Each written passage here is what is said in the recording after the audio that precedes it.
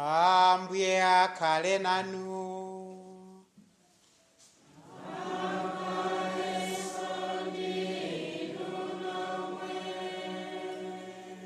Mawu a mumthenga wabwino monga adalembera Yohane oyera.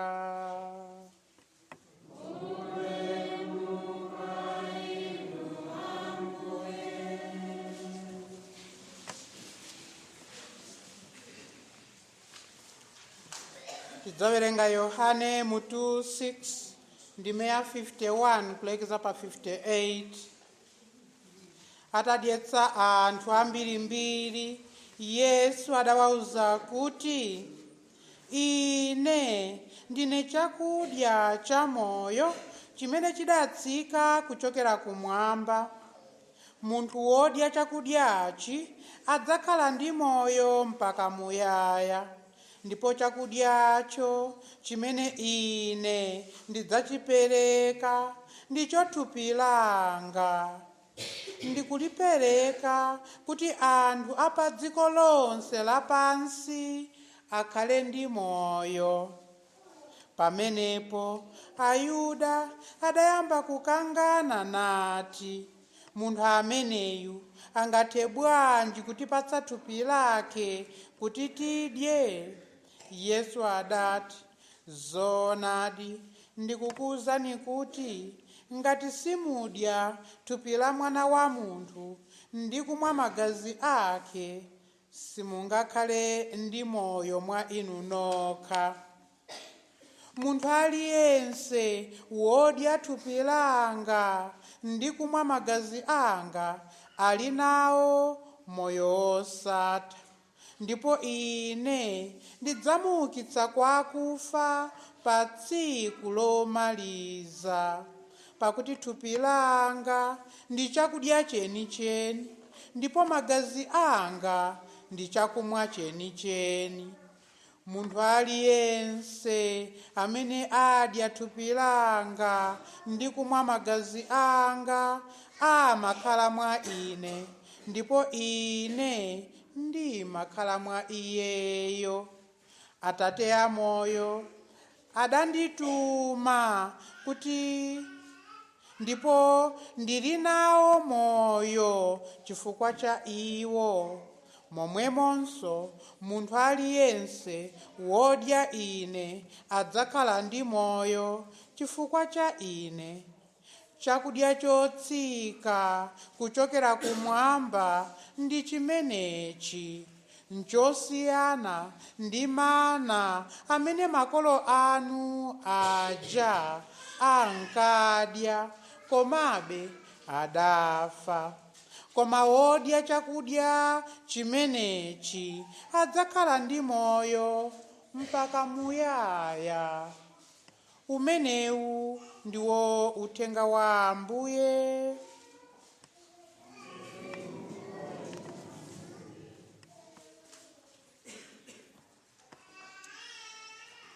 Abale okondeka, pa tsiku la lero Ambuye Yesu Khristu alutiphunzitsa kuti iwo ndiwo chakudya chopatsa moyo. Iwo ndiwo chakudya chopatsa moyo. Alunena izi chifukwa aludziwa khalidwe la vanthu, khalidwe limene anali nalo kalero, ngakhale lino mwina tili nalo, lokonda nyodzo. Ukangomva kuti kuli nyodzo, ndiye kuti vanthu mtere tikadyeko nyodzo nasenso thobwa timwerere. Nanji lomba chipanda chikampita nyodzo osayiona, kunali bwanji? Tinali komweko. Kunali chani? Kunali ukwati. Zayenda bwanji? Zili joyenda bwino. Nchiyani? Alibo adalitsa abambo kwati? Abambo adalitsa. Nanga chavuta nchiyani? Nyodzo kunalije.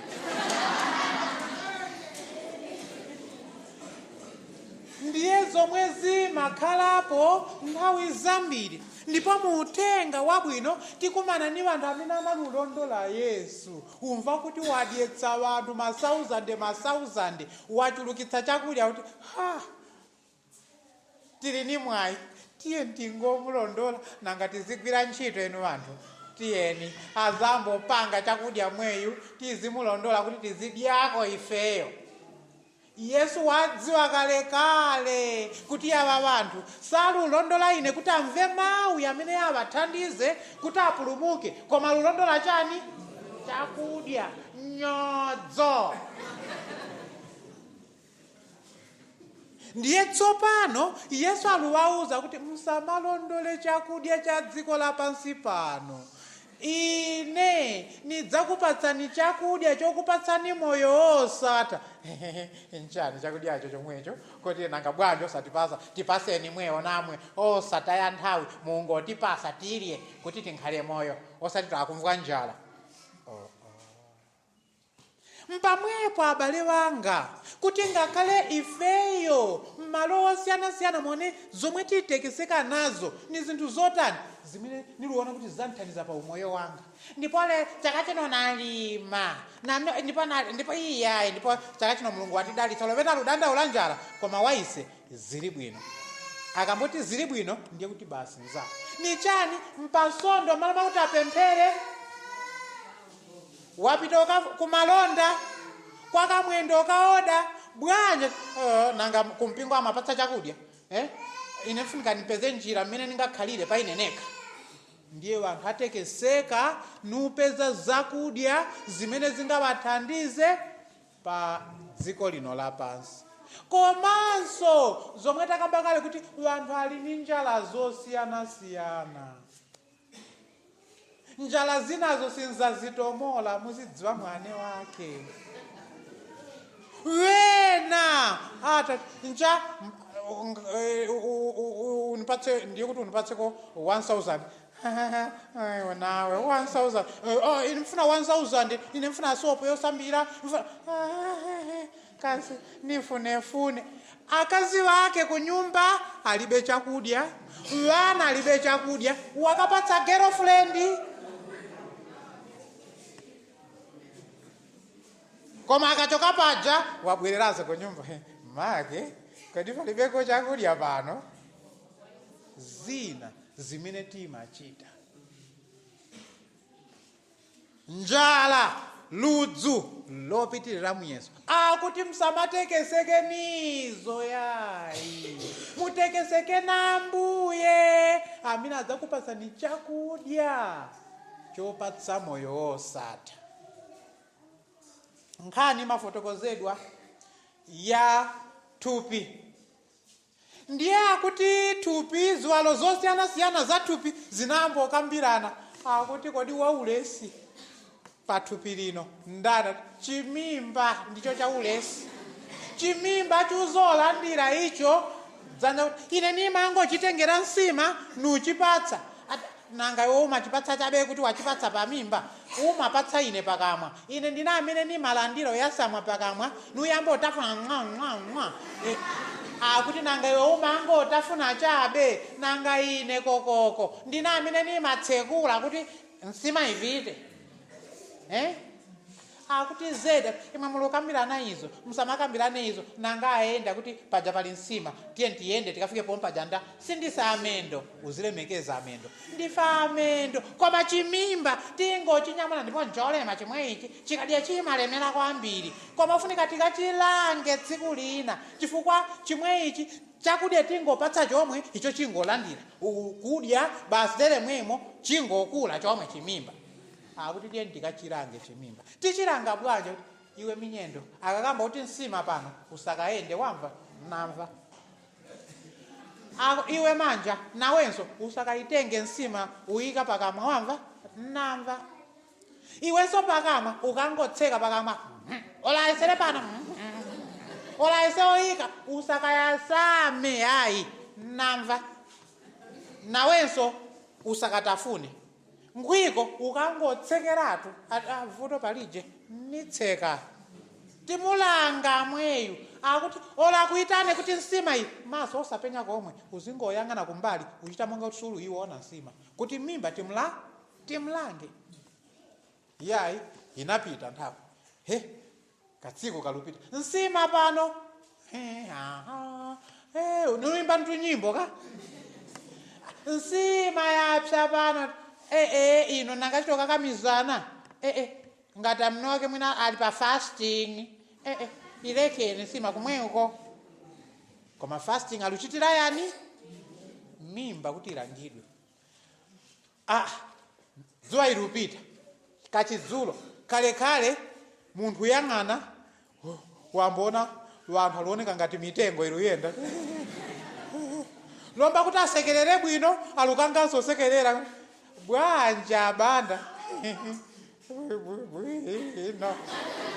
bwino njala kale wambotutuma nango tutuma ukonchana ziri bwino zonse ziri bwino alututuma njala kale nkwiko nabazo pambolira pankwiko nchani nili bwino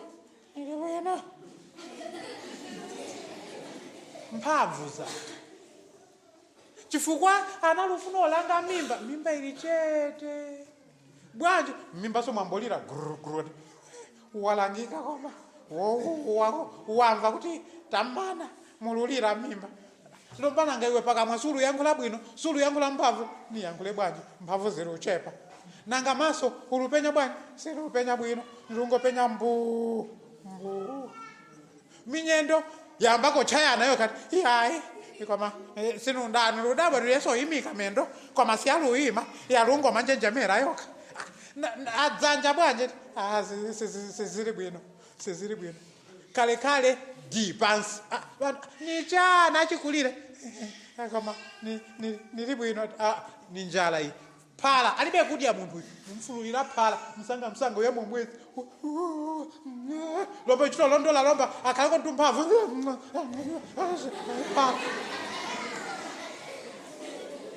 ndiye mmene anakhalira moyo abandayava analuganiza kuti alulanga mimba kansa alulanga thupi lonse. Abale wanga atiuza mawu oyamba kuti ifeyo tizikhala ni nzeru idamanga nyumba idayika maziko ake ndipo idayitana bwerani taphanyama chani bwerani muzadye.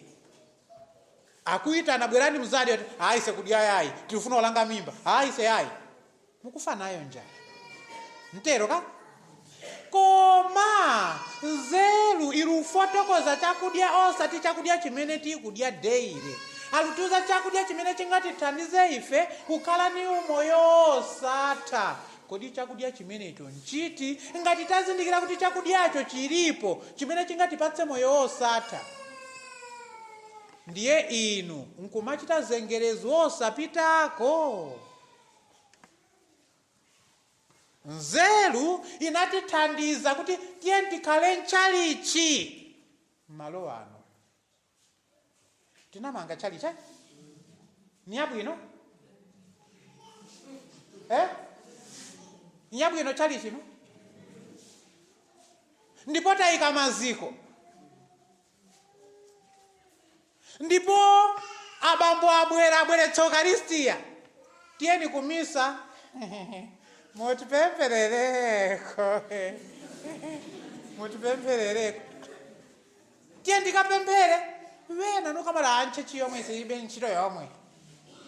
Ndiye kuti munthu ali nzeru mpamenepo maziko yayikidwa chalichi tili nayo tiye ndikapemphere chakudya chilipo paguwa la nsembe tiye ndikalandire tiye ndichite chiyanjano tiyanjane naye Mulungu.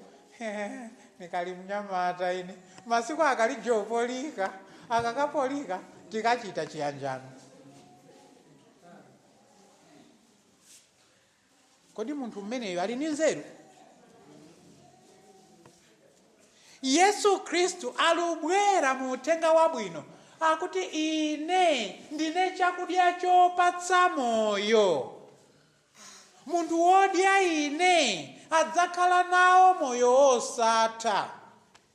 Mpamenepo ngati tazindikira kuti Yesu Kristu ndiye chakudya chopatsa moyo tiye nditekeseke kuti wina aliyense alandire Ambuye afendere kuguwa la nsemberi kuti aliyense alandire Ambuye Yesu Khristu. Chifukwa posalandira Yesu Khristu tiludzipateka. Ifeyo posalandira Ambuye Yesu mu Ukaristiya tilusankha njira ya chiwonongeko. Koda tilimbitse ndani? Chifukwa Ambuye pomwalowa mwa ife ndiwo amene atilimbitsa chakudya chotilimbitsa pa ulendo wathu kuti tikafike ku paradizo. Tsokaniro munthu kuchechi safunako. Mauya alalikidwe abambo achita mkokota, wolalika achita mkokota. Tero tioneko zina kubwalo uku. Koma akambojeda avu mojedo choka mmaba mpaka madzulo. Kuza Mulungu ayi. Abambo achedwa imwe tiye napita kunyumba. Imwe abambo abwe akutali ubwera wachedwera njiye. Tiyeni mwe. Koma ngati kuligule bwanja ala tilipampa uyembekeza fataleza. Tenchani tuyembekeza fataleza. Bwanja akutali ugaba valirifu ndiye akuti anakapota abwere mama ndiye nilomba yomwe akalije obwera. Numayembekezera chakudya. Ambuye Yesu yayi wena apiteko. Mpamenepo abale wanga kuti ine ni inu tifuniko ozinikira kodi ndife yani. Timazicha kuti ndife Khristu. Mkhristu ni munthu woyenda m'mapazi ya Yesu Khristu. Ndiye ine ngati niyenda m'mapazi ya Yesu Khristu nifuniko kukhala mmodzi ni Yesu Khristu. Tikhala bwanja mmodzi ni Yesu Khristu mpomwe ine nilumikidzana naye Yesu Khristu umulandira mu Ukaristiya. Chifukwa abantu amene amakondana amafuna atumiranako foni. Hayi bwanji boy bwino kuli bwanji uko kuli bwino nango kuyewa nati nkupatseko moni zikoma kwambiri vantu azitumirana foni koma boy lomba tizingokambirana pa foni nkabwera nkakuona ukabwera liti nkabwera pasondo okay usakabwere mmawa nda mmawa kulimisa afuna ngachiteko misa nanenso okay vuta palije ukangochererera ndamwina abambo akafulumira mzaka bwero zakuyendera kwabwera mzanga ndipo timakondana wabwero dzaniendera ndiye mzanga ndiye paja kuti mzanu wabwera mumapita ukamuhaginga udza kuti uyu ni mdani wako iwe bazati ni mdani wangu welekano ni muhaginge nupita ukamuhaginga ayi pokapo munthu umukonda munthu amene ukonda ndiye amene utekeseka naye kuti ukamulandire ku nyumba kwako. Lomba Ambuye Yesu Khristu alufuna okhala mwa ife. Kodi timawalandira mwa ubwino? Ndipo mkamalandira munthu amene mukonda ku nyumba kwanu chimene muchita nchiya mumakonza mnyumba muja. Olo kuti mwina simpyera wena vainu ndinu aulesi tsiku lomwero mwadza kuti kulubwera anzatu mupyere mnyumba. Iwe tipyere tisasemo madzi uwazemo madzi uwaza madzi kuti fumbisa kale alendo omwe abwere. Olo kuti nkhuku imavuto opeza tsiku ilo nkhuku idzapheka chifukwa pabwera alendo. Ukonza nanga ifeyo pomwe tilufuna olandira Ambuye Yesu timakonza bwanji mitima yathu? Ambuye alufuna kubwera mwa ife koma mitima kodi tikonza kupeza ndiye uja munthu alupita zoipa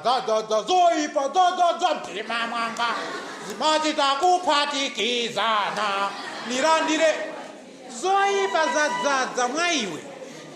Sufuna kuti uzirape, sufuna kuti uyeretse mu mtima. Upita vuto palije ndipo Ukaristiya nkale nalandirako Ukaristiya ndiye lero kuti nilandirekonso koma mu mtima zoipa zadza.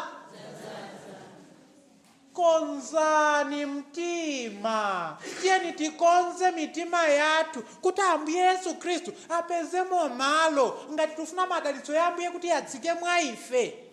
Tiyeni tikonze malo mmene Ambuye azafikira. Ndipo mwachikondi chawo alubwera kwa ife kupyolera mu sakramenti la Ukaristiya. Ndipo akabwera mwa ife sungolandira kuti basi talandira Ukaristiya tikafika paja kuti mbuye kwada tikupita tsalani ndi anjelo muwasiyanso muno ambuye osapita ku midzi kuma nyumba kumene tikhala chifukwa mukapita uko ambuye mkhozi ofenta mukaona machimo amene aluchitika m'midzi umu ayayi ingokhalira ntoni mumuno mtchalichi ambuye alufuna kuti ayende nafe kulikonse kumene tilili alufuna kuti atigawire madalitso alufuna kuti atipatse umoyo wolimba kuti ngakhale ku midzi kumene kuli zovuta ifeyo tsopano titenge Yesu Khristu ameneyo akawatsikire anzathu. Kodi timavomera kunyamula Yesu Khristu? Nanga vanthu akationa kodi vanthu azakamba kuti nizoonadi uyu ali ngati Yesu Khristu akaona ine ngati wansembe kodi azakamba kuti koma bambo nzedidi koma aliko ngati Yesu Khristu yayi koma misa ulalika bwino koma zochita ayi uimba ayimba bwino koma zochita toto kuchechi alimbikira koma zochita kotero kuti akabwerera ku nyumba ayambe otukwana amayi sindino akatolika nda ufuna kugwereko nawe nithira mwayiwe shamba nikuthiresha waniva sonidziva soni ufusisise kodi taganiza kuti ndino amodzi ni Yesu Khristu nanga khalidwe ili bwanji? Atate wake Junior kodi simungabwereko msanga nthawi zonse mzibwera usiku okhaokha ndiye kuti wambonderera kuganiza kuti we ndiwo nilamulira zochita nikugwerula manu ine ngati unamasewera nkutengera wina kodi nkhani yafika ni uko? Vanthu amene alandira Ukaristiya achoka pano ndiye munthu wodziwa ojeda ndipo zinali uko tinali kuchechi kumweko akunali bwanje kunabwera abamba kwa amwawa kwako nanga zimene alalika iwe nauvutika zimene alalika leka nkuzeko kankhani komwe kachitika komweko zimene naona ine lero ndi maso yanga yano bwanje kamunthu kaja kanabweranso nkuchechi komwe ndipo kalibe manyazi yomwe nanga zimene akambaza iwe nawe iwe zibaleko izo leka nkuze zimene akumbukirako ni zojeda chabe kuti akumbukire zimene amvako mawu ya Mulungu zero. Abale banga ifeyo tikalandira Yesu Khristu tikale amodzi ni Khristu chakudyacho tikachilandira ambuye Yesu akalowa mwa ife agwire ntchito mwa ife ndipo chakudya china chimene timalandira ni mawu ake wa Mulungu wena mawu alulalikidwa naonse tinadza kuti nkomena alovere tere mwemo nanga azilalikira yokha osatise wena nukamba kuti woyera ndani tere pa dziko lapansi poti ngakhale Baibulo yomwe inakambiratu kuti kulije woyera wonse wochimwa usafuna usintha munthu alandire ubatizo mchimodzimodzi mumpase maphunziro alandire Ukaristiya chimodzimodzi apite kuchilapiro angopita chabe ungokalapa achoka paja alupanga kale maplani mmene agwere yayi ndipo alowe msakramenti la ukwati ali pa ukwati nanga wasinthanso mmene wakwatira ngati mvakazi nje kuti mwolonda pa nyumba kuti iye aziyenda bwino ndawa abambo ndipo nali nkuka nalo unibera ine ngali jo kwatira koma lomba pomwe nakwatira kali vakazi akhala pa nyumba ine ngamaenda wena numapangaswa unenera kuti plan B mwina amene ali ku nyumba wakulakata ningopangira tu plan B kumene ngalowera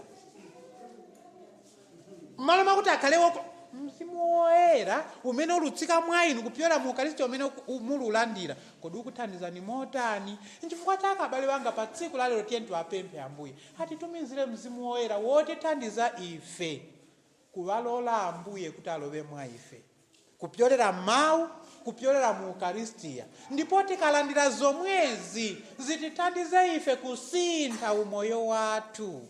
Posintha umoyo wathu tilalike ambuye amene anabwera kudzapulumutsa munthu wina aliyense kuti tonsefe pomwe ambuye akabwera kudzatitenga tonse tikazipeze tili wokonzeka kulowa ku paradizo. Mulungu atidalitse tonsefe ndipo adalitse mawu ake. Amen.